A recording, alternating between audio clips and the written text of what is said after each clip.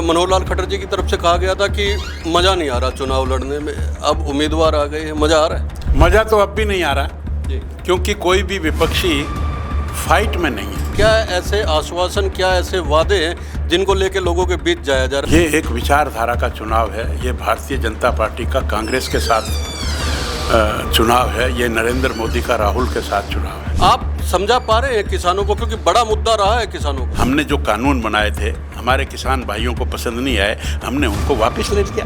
नमस्कार, channel 4 news India पर आपका बहुत बहुत स्वागत है। मैं हूं प्रदीप डबास। हम हिसार लोकसभा क्षेत्र में इस समय मौजूद हैं और हरियाणा सरकार में कैबिनेट मंत्री कमल गुप्ता जी हमारे साथ मौजूद हैं, क्योंकि चुनाव में 25 मई को मतदान होना है, कुछ ही दिन बाकी है। और तो इलेक्शन इस समय, क्योंकि देवीलाल परिवार से 3 उम्मीदवार यहाँ पर मौजूद हैं और चौधरी रणजीत सिंह भारतीय जनता पार्टी की टिकट पर चुनाव लड़ रहे हैं। 9 हल्के आते हैं विधानसभा के इस लोकसभा क्षेत्र के अंतर्गत। कमल गुप्ता जी से जानना चाहेंगे। गुप्ता जी, आपका स्वागत है चैनल 4 न्यूज़ इंडिया पे। नमस्कार। किस तरह का चुनाव हम मान के चले इस समय चल रहा है, क्योंकि जब तक कैंडिडेट डिक्लेयर नहीं हुए थे कांग्रेस पार्टी की ओर से, तब तक मनोहर लाल खट्टर जी की तरफ से कहा गया था कि मज़ा नहीं आ रहा चुनाव लड़ने में, अब उम्मीदवार आ गए हैं, मज़ा आ रहा है? मज़ा तो अब भी नहीं आ रहा जी। क्योंकि कोई भी विपक्षी फाइट में नहीं है। जो लोगों का स्वभाव है, लोगों की जो बॉडी लैंग्वेज है और जिस तरह के हम कार्यक्रम करते हैं, ऐसे ही परसों माननीय मुख्यमंत्री जी यहाँ आए थे और उनके हमने 12 कार्यक्रम किए और 12 कार्यक्रम चाय के कार्यक्रम थे, लेकिन वो 12 की 12 सभाओं में कन्वर्ट हो गए।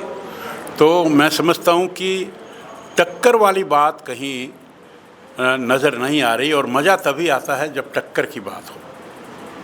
टक्कर किन मुद्दों पे आप मान रहे हैं इस समय? अगर भारतीय जनता पार्टी की हम बात करें, क्या ऐसे आश्वासन, क्या ऐसे वादे हैं जिनको लेके लोगों के बीच जाया जा रहा है? देखिए, लोकसभा का चुनाव है। बताता हूँ जी आपको, ये चुनाव 2 व्यक्तियों का चुनाव नहीं है। जी। ये एक विचारधारा का चुनाव है। ये भारतीय जनता पार्टी का कांग्रेस के साथ चुनाव है। ये नरेंद्र मोदी का राहुल के साथ चुनाव है। और इसमें जो जनता देख रही है वो ये देख रही है कि पिछले 1947 से पहले देश 1000 वर्ष गुलाम रहा और उस गुलामी में बाबर आया, उसने हमारी हिंदू सभ्यता को तोड़ा, संपत्ति को लूटा, संस्कृति को लूटा, सभ्यता को लूटा और अनेक मंदिर तोड़े। हम कमज़ोर थे उस समय, हमने उसकी जिल्लत को बर्दाश्त किया। लेकिन सबसे बड़ी दुख की बात तो ये है कि जब 1947 में देश आज़ाद हुआ तो उस समय भी उस समय के हुक्मरानों ने, जो लोग सत्ता में थे, उनका ना तो विजन था, नीयत थी, ना नियति थी।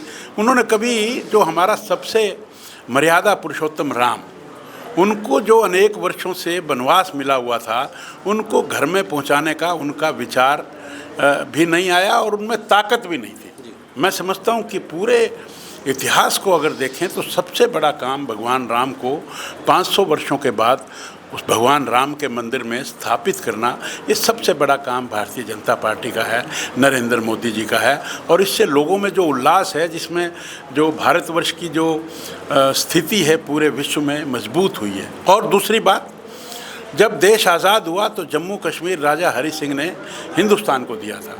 उसका 78,000 वर्ग किलोमीटर आज भी पाकिस्तान ने दबा रखा है, जिसको हम POK कहते हैं। और उसके अलावा भी जो rest of the Jammu Kashmir था, उसमें धारा 370 उस समय के हुक्मरानों ने लगाई। यानी कि एक ही देश में 2 निशान, 2 विधान, 2 संविधान को स्वीकार किया।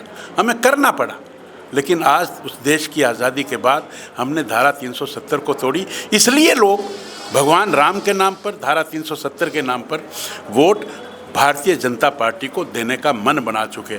एक बात और बताता हूँ, जो 78,000 वर्ग किलोमीटर पाकिस्तान ने दबा रखा है, आपने देखा होगा कि आदरणीय अमित शाह जी ने लोकसभा में भी कहा और समय समय पर भी कहते हैं कि जब ये धारा 370 हमने तोड़ी तो कश्मीर में पत्थरबाज भी ख़त्म हो गए और पत्थरबाजी भी ख़त्म हुई।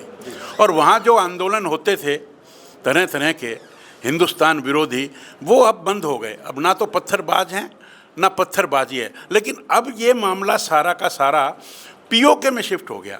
POK में चाहे मीरपुर है, चाहे मुजफ्फराबाद है, चाहे भिंडर है, चाहे बाग टाउन है, इस तरह के पागली है, परांदली है, इन सब गांव में ना तो वहाँ अनाज है, ना बिजली है, ना पानी है, भूखमरी है, वो लोग आंदोलन कर रहे हैं कि हमें हिंदुस्तान में ले लो, हिंदुस्तान में ले लो। और आने वाले समय में जब माननीय मोदी जी फिर से तीसरी दफ़ा प्रधानमंत्री बनेंगे तो कोई नहीं जानता कि किस समय ये पाक ऑक्युपाइड कश्मीर हिंदुस्तान में मिल जाए। इसलिए देश के लोग ये मन बना चुके हैं। चंद्रयान की बात करें हम, उरी के हमले की बात करें, पुलवामा के हमले की बात करें, गलवान घाटी के हमले की बात करें, और जो अभिनंदन गलती से पाकिस्तान में चला गया था 48 आवर्स में, उसको पाकिस्तान ने वापस से इज्जत उसको लौटाया। और कई और भी इस तरह की, चाहे ये यूक्रेन और रशिया के युद्ध विराम की बात करें, हम अंतर्राष्ट्रीय योग दिवस की बात करें, आज देश को विश्व पटल पर लाने वाले, विश्व गुरु बनाने वाले नरेंद्र मोदी हैं और भारतीय जनता पार्टी है। इसलिए लोग इन मुद्दों को देखते हुए, इनके पास कोई विकल्प नहीं है मोदी जी का। आज अभी तो मैंने डेवलपमेंट की बात आपके सामने रखी नहीं है, बेटी बचाओ बेटी पढ़ाओ की बात करें हम, और देश में पहले 2.5 करोड़ खाते होते थे, आज 50 करोड़ खाते हो गए। किस तरह आपने 370 की बात की, 370 पार का नारा भारतीय जनता पार्टी भी दे रही है कि बीजेपी 370 पार और 400 पार एनडीए। निश्चित तौर पे ये दावा है, कार्यकर्ताओं में जोश भरने के लिए इस तरह की बातें की जाती है पार्टियों की ओर से।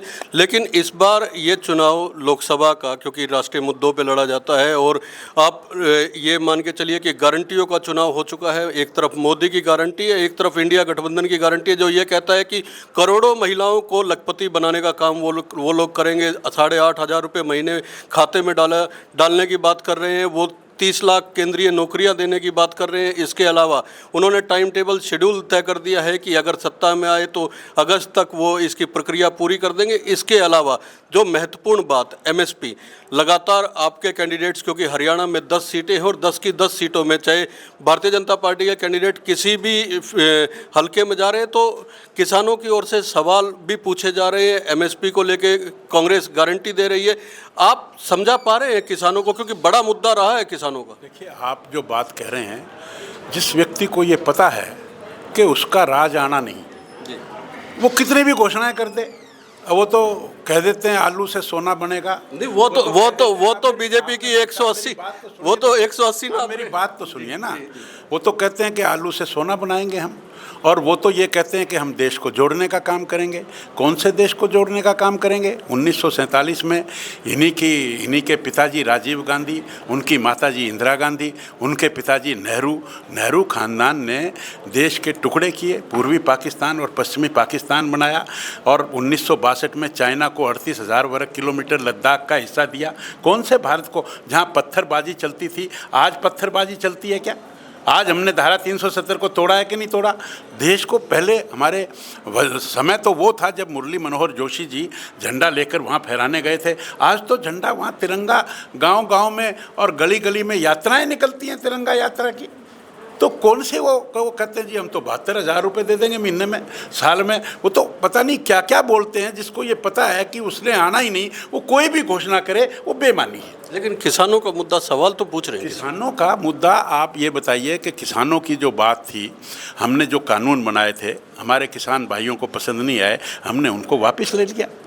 हालांकि वो ठीक थे, लेकिन किसान को सम्मान निधि किसने दी? और राहुल जी कहते हैं ऊँट के मुँह में जीरा। अरे कभी तुमने ये जीरा डाला क्या? और 60 साल आपने राज किया, गरीबी हटाने की बात, कौन सा अलादीन का चिराग है उनके पास जो चुटकी बजाएंगे और गरीबी हट जाएगी? गरीबी हटाओ का नारा श्रीमती इंदिरा गांधी ने दिया था, हटाई क्या? वो तो 60-70 साल राज कर चुके, और करने के बाद आज उनकी स्थिति, पहले वो 550 सीटों पर लड़ते थे, आज वो 200, पौने 200 सीटों पर लड़ रहे हैं। ये सब चीज़ें ये शो करती हैं कि उनका स्थान कहीं है नहीं।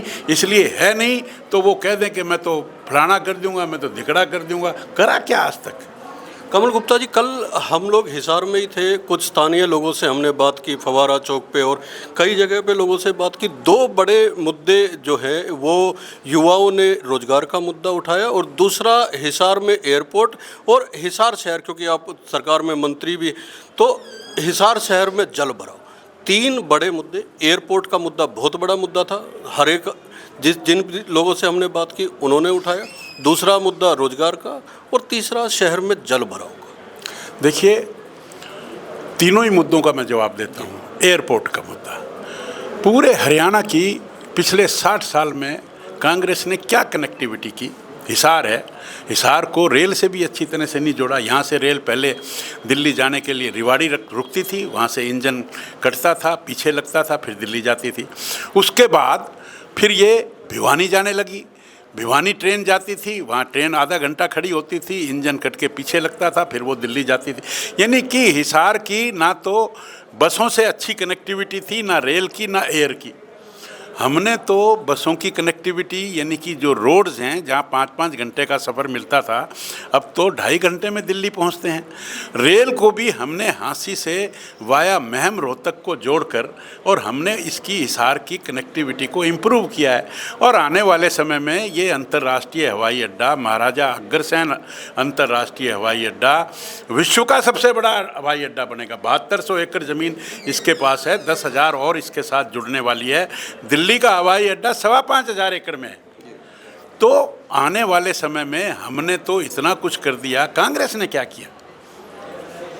जल भराव की बात मैं करूं, पहले जब बारिश आती थी तो छोटू राम चौक पर 2-2, 3-3 दिन पानी रुकता था। आज बारिश के 1 घंटे के बाद एक बूंद भी देखने को नहीं मिलती। किसको जल भराव कह रहे हैं आप लोग? आज बरवाड़ा चौक पर ये जो बरवाड़ा में रोड जाती है, जब पहले बारिश आती थी 1-1, 1.5 फुट पानी खड़ा होता था, आज नहीं खड़ा होता। आज बारिश, देखिए सारे सिस्टम जो बनते हैं वो 8 mm की बारिश के हिसाब से बनते हैं, लेकिन अगर 64 mm बारिश होगी तो पानी घंटा 2 घंटा तो रुकेगा। लेकिन पहले की तरह नहीं कि 2-2, 3-3 दिन पानी रुके। कौन से जल भराव की बात कर रहे हैं? आखिर में 2 महत्वपूर्ण सवाल हैं जो हरियाणा की राजनीति से जुड़े हुए हैं। 12 मार्च को जब जननायक जनता पार्टी से भारतीय जनता पार्टी अलग हुई और प्रदेश के मुख्यमंत्री बदले गए, तो निश्चित तौर पे आपने ऊपर भी आलाकमान को आश्वस्त किया होगा कि सरकार भी बेहतर तरीके से चलती रहेगी, कोई दिक्कत नहीं आएगी। और 10 की 10 लोकसभा जिस तरह 19 में जीती थी, उसी तरह 24 में जीत के केंद्र की जो 303 सीटें आई थी उसमें योगदान दिया था 10 लोकसभा सीटों का। तो 2024 में भी 10 की 10 लोकसभा। लेकिन अब स्थितियाँ ऐसी हो गई है कमल जी कि सरकार के अस्तित्व को लेके ही सवाल खड़े होने लगे हैं कि अल्पमत में आ गई है। राज्यपाल को पत्र लिखे जा रहे हैं विपक्ष की ओर से बहुमत को लेके। तो जब चुनाव के बीच में इस तरह की परिस्थितियाँ होती हैं, और क्या आपने इस तरह सोचा था कि सरकार को लेके ऐसे सवाल हो जाएंगे और लोकसभा चुनाव के बीच में इस तरह से सवाल होंगे, तो निश्चित तौर पर परसेप्शन जनता के बीच बनती है, तो उसको कैसे आप? विपक्ष की आदत है जी, हुड्डा साहब की आदत है। जब सरकार थी, सरकार चल रही थी, तो उन्होंने बीच में 2 दफ़ा नो कॉन्फिडेंस मोशन लेकर आए। जी, किस लिए लाए भाई? वो उनको उम्मीद थी क्या सरकार गिर जाएगी? आपको उम्मीद थी कि इस तरह की परिस्थितियाँ ही बन जाएगी कि 3 निर्दलीय चले जाएंगे? मैं आगे बात पूरी कर रहा हूँ ना जी। तो जब 2 दफ़ा नो कॉन्फिडेंस मोशन आया, दोनों दफ़ा हमने फ्लोर पर उनको मात दी, औंधे मुँह गिरे। उनका नो कॉन्फिडेंस मोशन जो है वो वॉइस वोट से गिरा। अब फिर सरकार में जब परिवर्तन आया, तब हमने विधानसभा के फ्लोर पर हमने बहुमत को साबित किया। कोई भाईचारे में या किसी की मेहरबानी से या किसी के एहसान पर थोड़ी सरकार बन रही है। उनके एहसान पर बन रही है क्या? अपने दम पर बन रही है। हमारे 41 MLA और उसके बाद जो इंडिपेंडेंट हैं उन्होंने लिख कर दिया हुआ है, सब कुछ किया हुआ है। अब उसके बाद आज ये जो 3 व्यक्ति कह रहे हैं, कोई बात नहीं। अगर ऑनरेबल गवर्नर साहब ये कहेंगे तो हम सरकार का जो फैसला है वो ऐसे किसी के कहने से नहीं होता है, फ्लोर पर होता है। फ्लोर पर हमने जैसे 3 दफ़ा पहले उनको मारा, चौथी दफ़ा भी उनको मारेंगे। चौथी दफ़ा भी बहुमत साबित करेंगे। सरकार को कोई खतरा नहीं है और लोकसभा में इस बार कोई मुकाबला नहीं बता रहे। आपने कहा कि 3 इंडिपेंडेंट और वो 6 बंदे जजप्पा वाले, वो ये कह रहे हैं हम बीजेपी के साथ हैं। लेकिन ऐसे कहने और सुनने का कोई महत्व नहीं होता। लेकिन उनको तो बीजेपी के साथ होने में टेक्निकल दिक्कतें भी तो है ना? टेक्निकल कोई दिक्कत नहीं है। वो तो जब विधानसभा पर जब बात आएगी तो पता लग जाएगा उनको। उनका क्या भरोसा है? उनके तो वो पिछली दफ़ा राज्यसभा का चुनाव हुआ था, उनके तो कांग्रेस के सारे जानबूझ के गलती करके और सुभाष चंद्रा जी को वोट दे गए। क्या पता लगता है आपको? ये तो तय है कि राजनीति में पता नहीं चलता है कि कौन किस ओर बैठ सकता है। और राजनीति, क्योंकि ये संभावनाओं का, क्रिकेट जिस तरह का संभावनाओं का खेल होता है, राजनीति भी संभावनाओं का खेल होता है। कमल गुप्ता जी दावा कर रहे हैं कि हिसार लोकसभा क्षेत्र में किसी तरह का कोई मुद्दा काम नहीं कर रहा है, मोदी की गारंटियां काम कर रही है और मोदी के नाम पर 10 की 10 जिस तरह 2019 में जीती थी, वही परिणाम फिर से दोहराया जाएगा। बहुत बहुत धन्यवाद आपका। नमस्कार। नमस्कार।